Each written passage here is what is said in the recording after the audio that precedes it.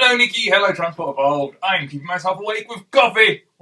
You asked how I would put the total cost of ownership on a sticker when that's an arbitrary figure, which is a fair point, but then we already do that. Miles per gallon that you get in a car is an arbitrary figure. Range is an arbitrary figure based upon how you drive the car, yet we feel perfectly comfortable sticking that on the sticker. So why not this?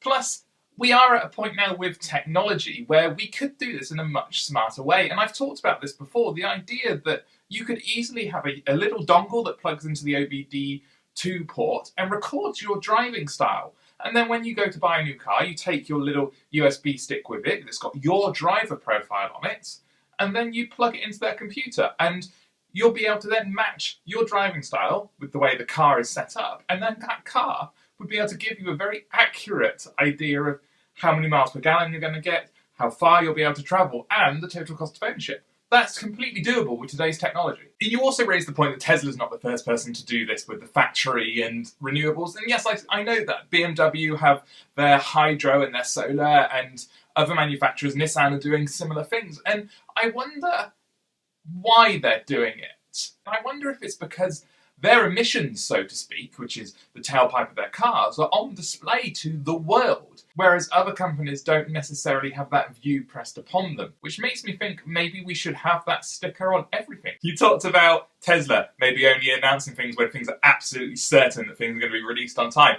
Yeah, they probably should move towards a model of doing that now. That's probably a step towards becoming a very mainstream company, but who's going to gag Elon? You talked about charging for charging and how much people should charge for charging, and should we charge for charging? And charging for charging is a very odd thing to say. Yeah, it's hard. We're still not at the point with lots of people driving on the road. I don't see electric cars very often, to the point where I still get excited when I see another one.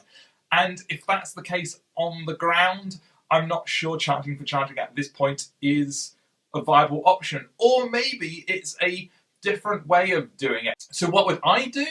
I really like the idea of the billboards and then charging being attached to them. That really makes sense. And I think indirect charging is the way we need to go with this. It makes more sense. We're trying to sell something which is cheap. So indirect charging. I go to the shopping malls in Bristol because they've got charging. They don't charge me for it, but I can plug in there. Well, I do that, and it's further for me to go to than Gloucester, but I do it because they've got charging. Or something I've considered doing and looked into a little bit as a possible business, because this is how my brain works, is Wi-Fi. Wi-Fi at charging stations would be incredibly useful, and I would pay for it if I pulled in, even on a rapid charge, pulled into a rapid charge for 20 minutes. I value Wi-Fi more than I do the charging. Is that bonkers? Maybe that's just me. And how should we tax it? It needs to be smart. It does. And also, if you're giving it away for free, as you would be in my model, do you need to tax it? Or do I want to talk to you about is the Car of the Year awards? I didn't realise that there wasn't one Car of the Year awards. There are lots of them. This week we've had it announced UK Car of the Year, European Car of the Year.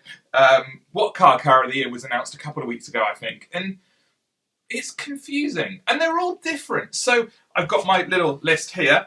UK Car of the Year, which was the first year this has ever happened, the UK Car of the Year, the BMW i3 ran it, so good for the BMW i3. European Car of the Year, the Peugeot 308 won that, but second was the BMW i3 and third was the Tesla Model S, so 2 electric cars in the top 3. What Car of the Year 2014 was the Nissan Qashqai.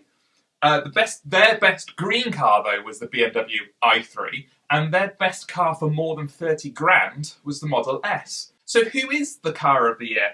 Is it in the UK? Is it the i3, or is it the Peugeot 308, or is it the Nissan Qashqai? Coming from a sciencey background, I don't know what attributes these cars have been voted Car of the Year on.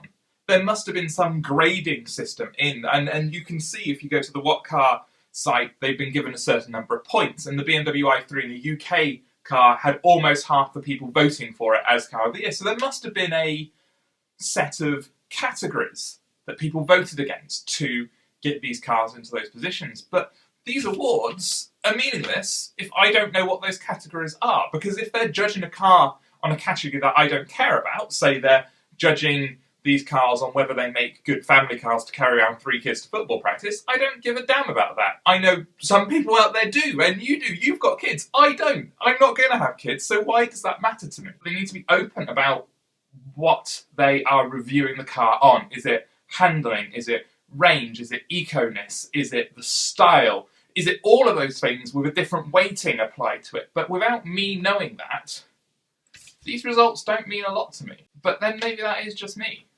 I'd really like to know what you think and what other people out there think. Goodbye, Transport Bob. Goodbye, Nikki. See you tomorrow.